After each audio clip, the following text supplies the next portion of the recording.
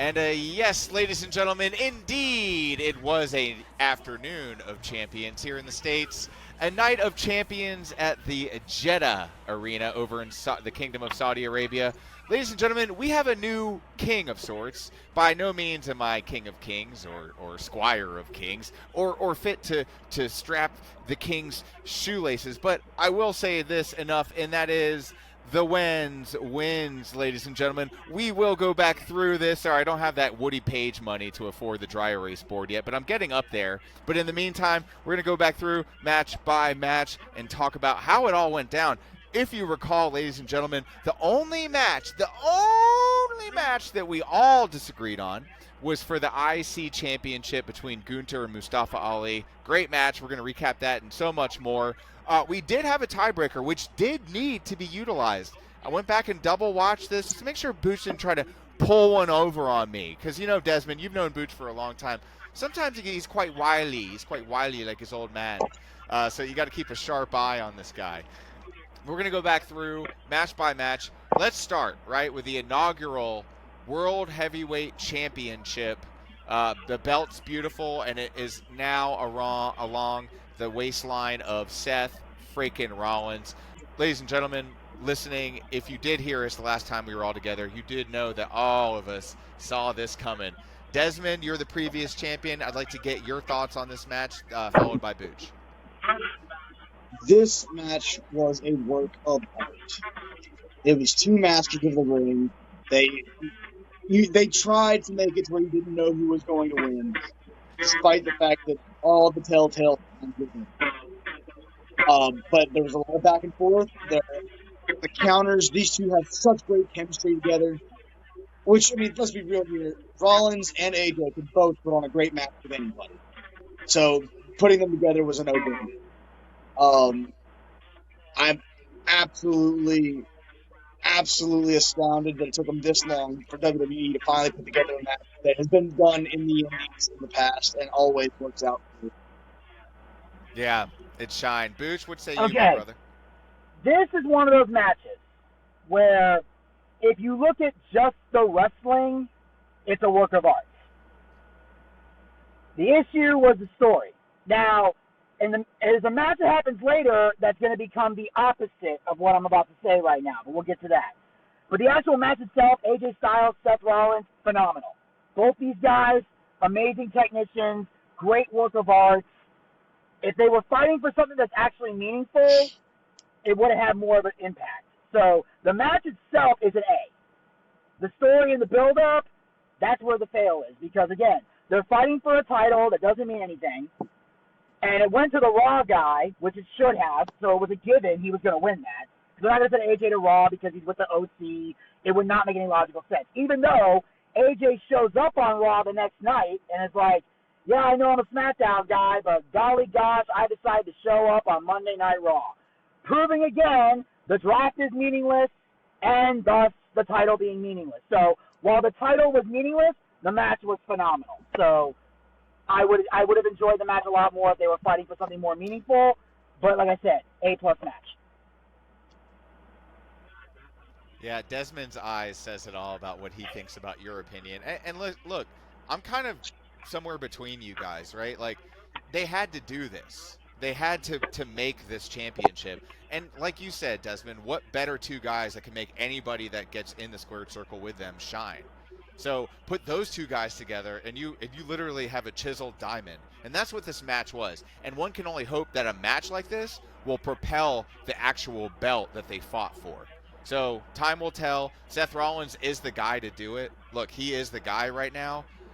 So let's see what happens. And I'm excited about that championship. And I'm excited to see, although there's a lot of skepticism on this show, and I'm sure there's more on the socials, as time goes on, it's new. It's kind of like, one of those things. But I think as time goes on, we see more of these matches for this championship defended. You'll buy into, Booch. Match number 2. Cody Rhodes versus Brock Lesnar. Booch, I want your thoughts on this match first. All of us got the prediction correct. This was the match with the tiebreaker. And the tiebreaker, Booch, will you remind the Wenz Worldians of said tiebreaker? Basically, it was an over-under on suplexes. Would it be less than 10 or over 10? I voted over 10. Wenz voted under 10. I said 8. Was it 8? No, I thought we said 10. I thought. Okay, I could have sworn we said 10. It was 10. So here's the deal. It was 10. Now, obviously, my only complaint about the match was that it didn't go over 10. And that's pretty much the only complaint I got. Like, the match itself was great. Again, the story was there with Cody with the cast using it as a weapon. I thought was brilliant. Everybody sold the proper way. The match was worked the proper way. And, of course, Cody passing out from the Kimura lock. People have complained about that on the socials, and my response is this. Yes, it's not an ideal move that someone would pass out from, but people forget, you can pass out from a lot of pain. You don't necessarily have to be choked to pass out. You don't have to necessarily have your neck. Now, it's a quicker way to pass somebody out is to choke them, most definitely. But the amount of pain. Stone Cold passed out from a sharpshooter. And most people argued that, well, technically he was bleeding during that time, which he was, but still, pain can make you pass out. You can pass out from pain. Blood does not need to be needed to pass out from pain. So the finish of that was brilliant. All I'm going to say is this, though. The fact there was only 3 suplexes in the entire match, I don't ever want to hear somebody say Brock Lesnar does nothing but suplexes ever again for the rest of his career. I don't want to hear it because there should have been more. Mostly because I wanted my belt back, but there should have been more. So, yeah. Like I said, outside of the suplexes, well done match. Yeah, and like you said, it was the perfect ending, right? Because it opens it up for a match number 3. Listen, we already kind of have a challenge for it. It's going to happen. It's basically, we knew it was going to happen. We saw as much on Monday Night Raw this last week. So, I love it. I can't wait for match number 3. And I'm going to go ahead and put my prediction right now. Cody's going to win the rubber match of this one. Obviously. Yeah. So we're going to have that'll be a stipulation match. That'll be a tiebreaker within the match we already know the outcome of for the next pay-per-view. Teaser right there. Damascus Des, anything beyond what Booch had to say that you want to provide? I wasn't really looking forward to this match. It was a lot better than I thought it was going to be, but I definitely called him using the cast as a weapon. I said that in the last video we did together. I said he was going to use that cast as a weapon. Of course, and that's why when Booch was like, "Let's make that the tiebreaker," I was like, "Okay, let's." Is he going to run a yellow light? Of course he's going to run. Everybody runs yellow. Not lights. everyone. I mean, there's like, yeah, of course, and I love the commentators. Booch, you run the red lights. Don't talk about me. I'm talking about people in general. I'm not talking about me. I know what I do. You're supposed to go through yellows. You're supposed to go through yellows.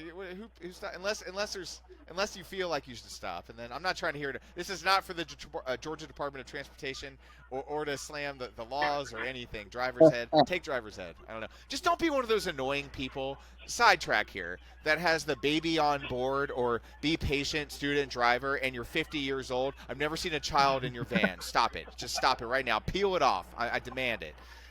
Sorry, I'm back. I just blacked out. I blacked out from the pain of dealing with bad drivers, like myself. I'm the worst of them all. I'm the chief of all bad drivers. Great match. Again, at this point, we kind of had a feeling like, hey, I was going to be up on Booch, so it felt really good. Even though this was the last match, in hindsight, you know what I mean. We have to kind of play the story because this is how our predictions went. The third match in our predictions.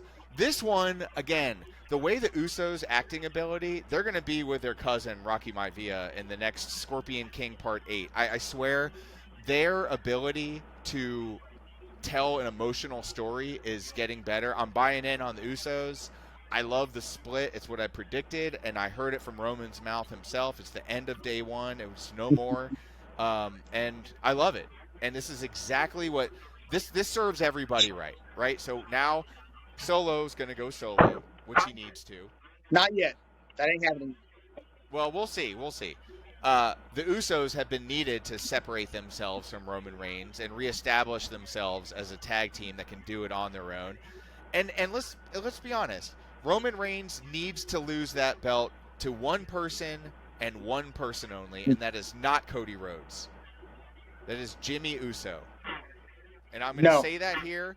I'm going to say it here, and I want to. You can disagree all you want. That's fine. I welcome it. But I will say that would be the hottest, sexiest match story that you could ever imagine. You could bring the whole family into that match, and that's why it could work. Now, I want to hear your take on that and that alone. You're right. It should go to an Uso, but it should be Jay. Because remember, the only reason that Jay did not take the title from Roman in the first place was because of Roman attacking Jimmy. It started with Jay. It needs to end with Jay. But whose boot hit Roman Reigns' face? Oh, yeah, absolutely. But that right there set Jay free because now he's no longer having to worry about Jimmy. Jimmy can stand on his own. That's too deep. That you're telling too deep of a story for the average wrestling fan. Booch, where do you align on this? I mean, look, if an Uso is going to take it, I don't think either one of them should. They should definitely have a match. I definitely think they're going to build to Roman versus Jimmy at Money in the Bank. I think that's where this is going. Do I think any of the Usos take the belt? No. But if I'm going to pick one, I got to go with that. It has to be Jay because it did start with him. Now, if Jimmy takes it, that's good too. Either one. But obviously, the perfect person would be Jay because Jay is, like I said, he's the one that started the whole thing. Like Des said, it started with him, it would end with him. Now, personally, I don't think either one of them should take it. I don't want to see any of them with the Universal title because, yeah, on paper it's a good story, but they're not champions that could hold that belt for a long time. And you want someone like Roman at that level, it needs to be someone who's going to be the guy, the champion, because he's been champ for way too long. Now, this is a champ that lasted like maybe 4 or 5 months. Yeah, drop it to an Uso. That's fine. This has been 3 years. You can't waste it on an Uso. Hell, AEW just made that mistake at their Double or Nothing show, dropping the belt to somebody that didn't need it. So I don't want to see that mistake happen here. So neither one of them should get it, but if I had to pick one, it would be Jay. All right, so I appreciate your insight. I disagree, and because I won the last Night of Champions prediction, I'm right. I mean, that's just the way it goes in Wenz World. There's no logic or order, but somehow it hasn't imploded yet. So we got to move on. That's also what we do when things aren't kind of favoring me. Match number 4 of the night, and let me just go back to match number 3. I don't want to bury this. Hell of a match. You know, we talked about the ability to tell the story. What happened after the referee was knocked out was the best part, right? Whenever the ref gets knocked out, and you have that's everybody in the arena is like, oh no, I don't know what's going to happen. And the best part about that? Yeah. The best part about that was how Roman sold it. Because Roman's like, oh, fuck, I just fucked up. We were dominating. Yeah. Now everything's going to shit. Yeah, it wasn't intentional. You know, that spear was for Sammy. Oh, yeah. You know, and I will say this real quick.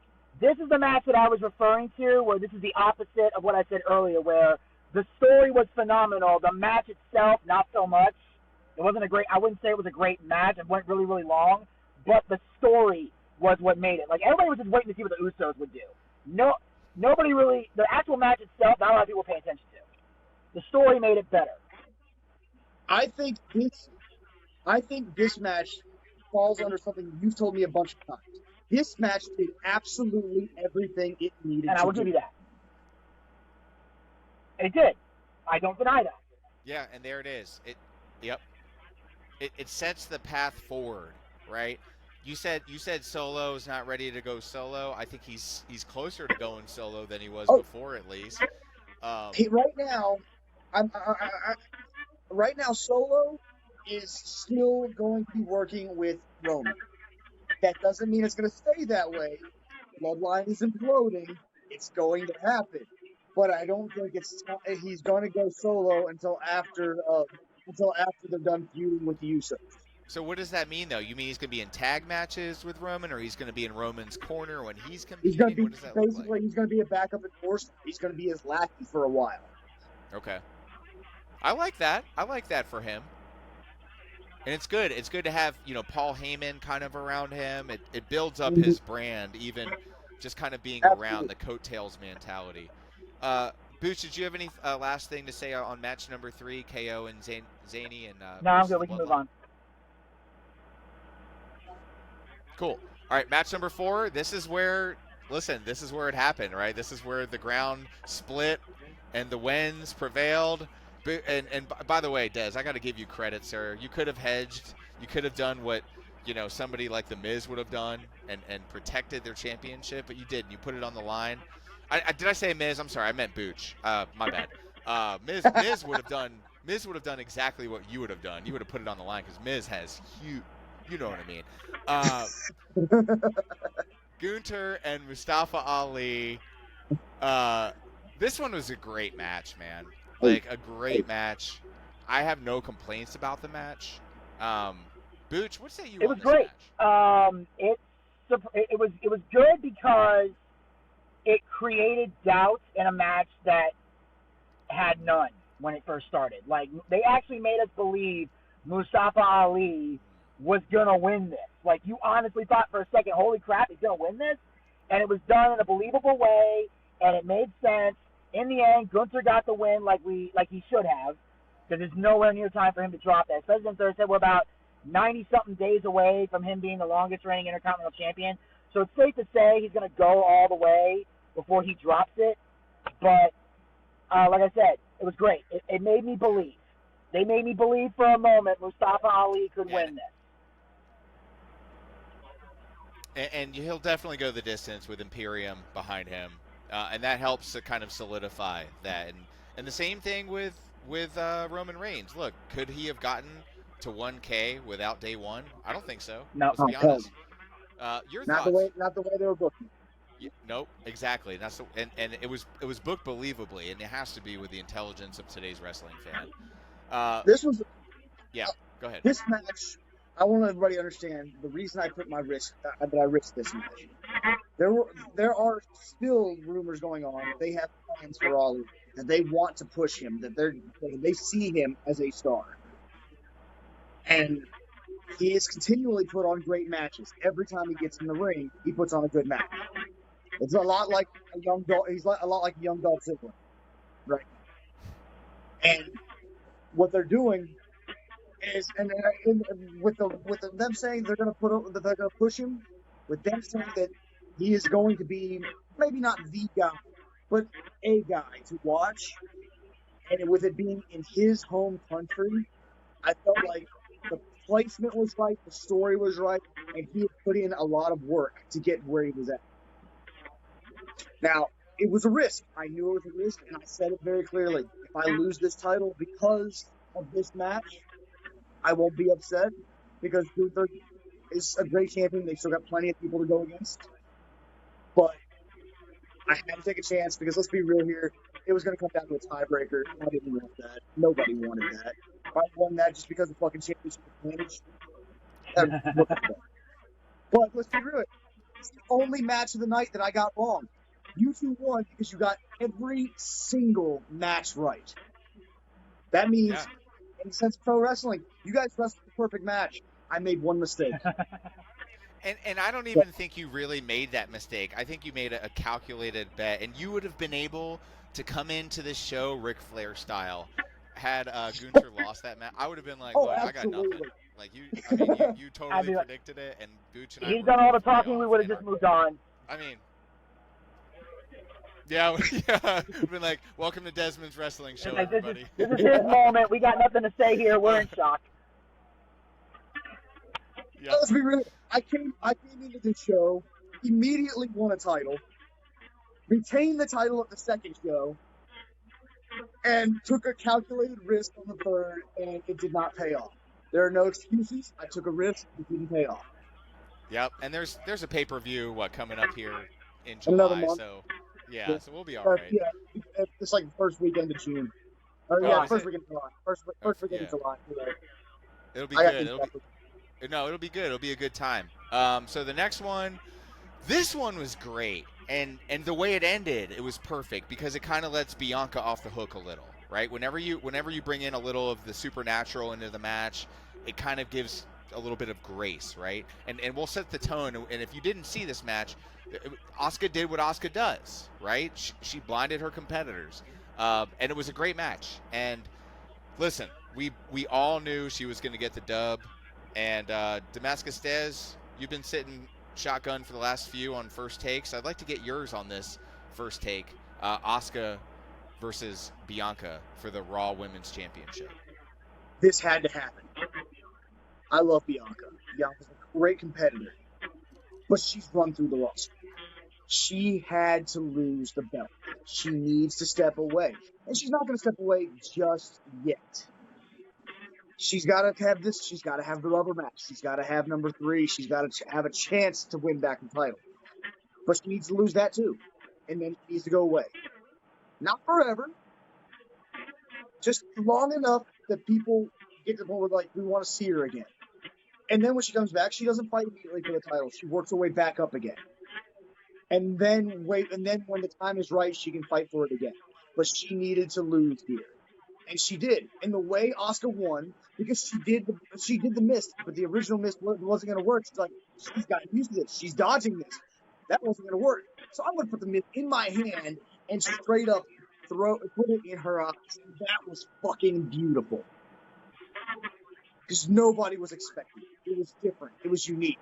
And Asuka did something that nobody else has done, and she won the title because of it, and I fucking love it. Wow, that was a great synopsis. Booch, what It do was you say? great. Like, the thing is, like, the Miz thing was brilliant. Before that, it was just a normal Bianca-Asuka match. So it wasn't really, like, overly impressive to me, but the finish was what caught my attention the most. Just because it was different, it was innovative, and it led to Asuka finally getting the victory and doing what she had to do, because straight up, she couldn't beat her. So Asuka had to come up with a tactic, and it worked. So, and also, it helps with Bianca because, you know, even though, like you said, it gives her a reason to have the rubber match and lose that, because she can say, you put the mist in my eyes, so then you can do something where maybe they ban the mist or something for the match to, like, get something going. But the problem with that is the mist is already illegal. Good point. I didn't think of that.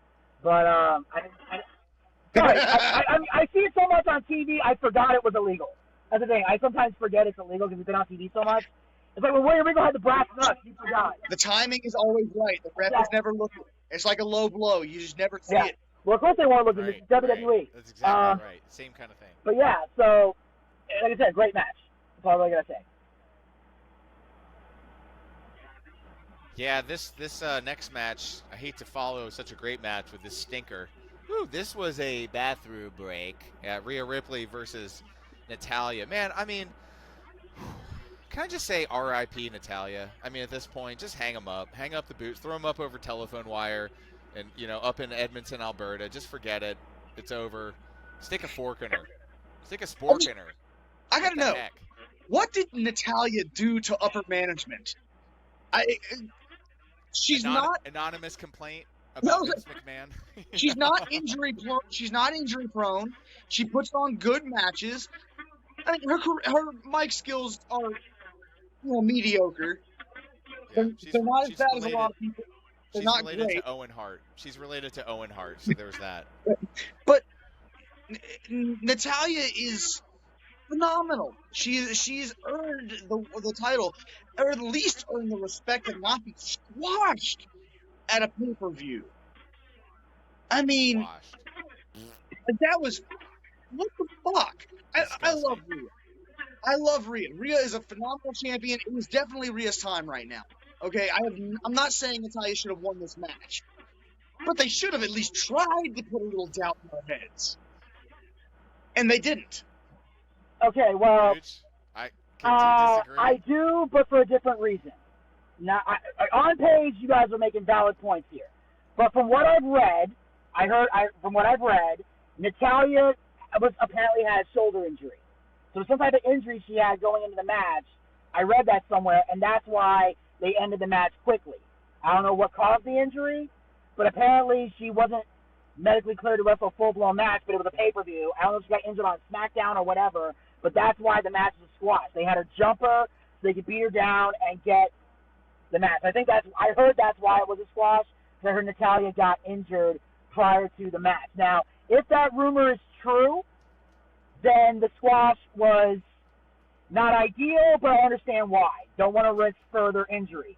But if it's not true, then I 100% agree with Des. Why would they do this? Other than she's injured. Now again, that's what I've heard. So if it's true that she's injured, they made the right call, because it's better to just squash her than have her go out there, work a match, and risk further injury. Because contrary to what wrestling fans might think, especially nowadays, WWE is all about safety first.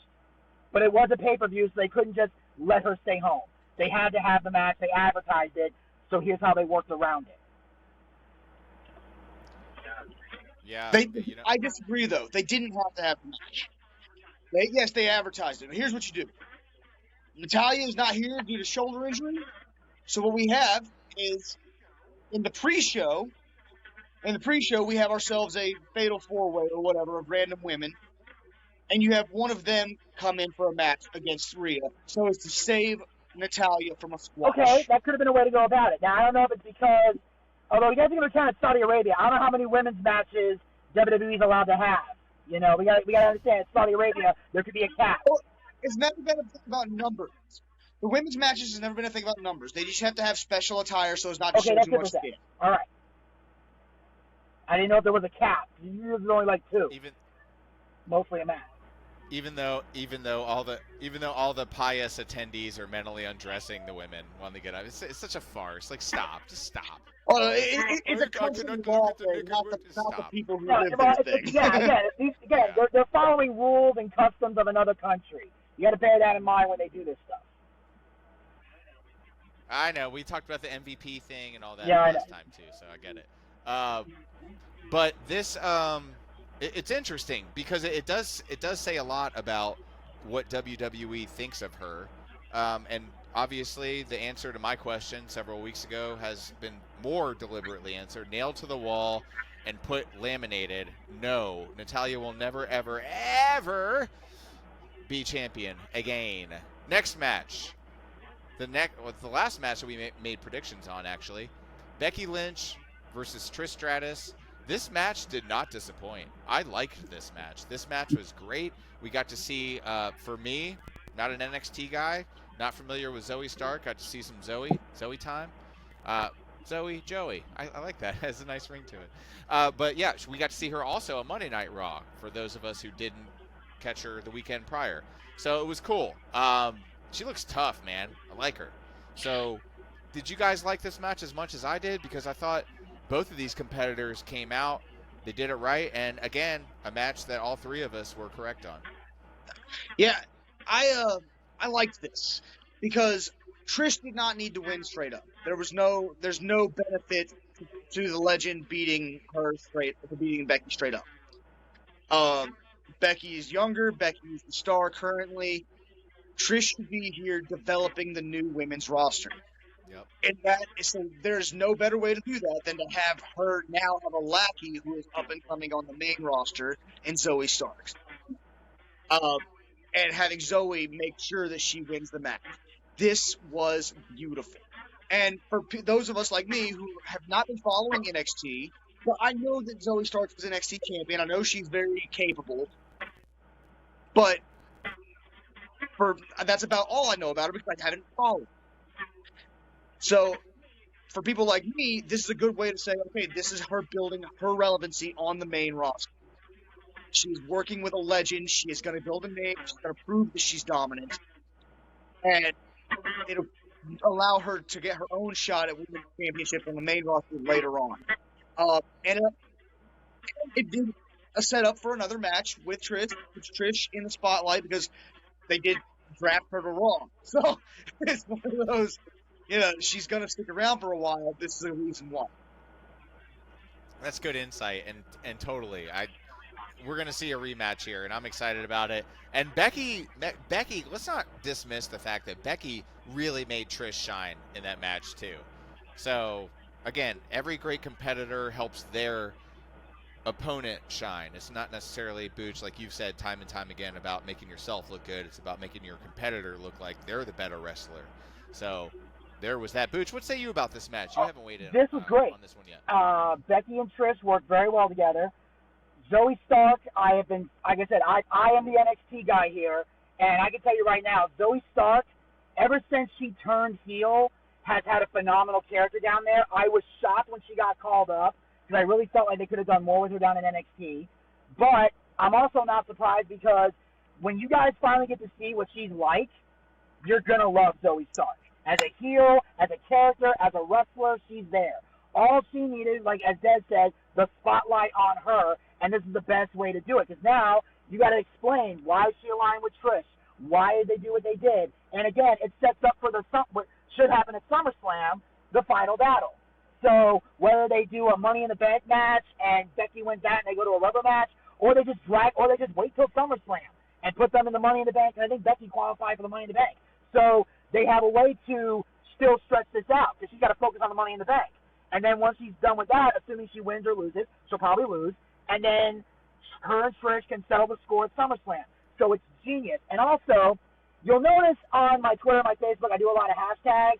I'm going to say one of those hashtags right here, right now again. Fuck you, Tyron Glover. Trish is a fantastic wrestler. God, I hate marks on the internet. So, yeah, Wenz tagged me in a post, which he has a habit of doing a lot, where this guy tried to say that Charlotte was better than Trish and Lita combined. I don't care how much you love Charlotte. You know that's a bunch of horse shit. And then this guy tried to tell me Trish Stratus was not a great wrestler. I'm like, you're an idiot. And then he said, name one classic Trish match. I named him 6, and he still tried to act like a moron. So, yes, match was great. And no, he said they were bathroom break matches. I will say this. I'll say this. Charlotte is a better technical wrestler than Trish Stratus. She is a better technical wrestler than Trish Stratus. But a better storyteller, not on her watch. Trish Stratus is a better storyteller than that. But she can also still wrestle, though. Can we agree on that? Oh yeah, absolutely. I'm not. She's one of the better wrestlers of that era, which is hard to say because there weren't a lot of great wrestlers in that era. No, I agree. I just want to make sure we at least agree on that. I agree with what you said about the technical and storytelling. Because I want Tyrone to hear this. Trish is a great wrestler. Go fuck yourself. Glad I'm going to say that. He's definitely going to hear this because I'm going to segment this out and tag him on Twitter. And there you have it, ladies and gentlemen, for better or worse. This is the male soap opera moment. We will never, ever leave without saying a couple key phrases, plus one of which is, bang, have a nice bang. day. I'm going to get this back.